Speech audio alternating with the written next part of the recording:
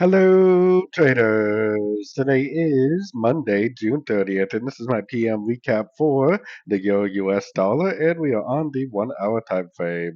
So the Euro dollar made another pretty nice move up today. I mean, I've been saying in every video that I'm doing nothing but looking for longs, and this is why. Now, the Euro dollar is at the 78%. Normally, this is a big area of resistance or support, depending on whether you're up or down.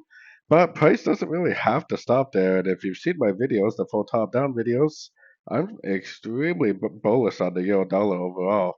So it doesn't really have to stop here. You would definitely expect to see a much bigger pullback here, but the idea of trying to catch a much bigger pullback is the reason why a lot of retail traders do not make money. The trend is currently up on the monthly, the weekly, and the daily. So what does that mean? I'd be looking for one, two, three way pullbacks to go long. I'd be looking for one, two, three way pullbacks to go long. I'd be looking for one, two, three ways pullbacks to go long. Definitely wouldn't be worried about shorts in a very, very strong uptrend on the daily, weekly, and monthly time frames.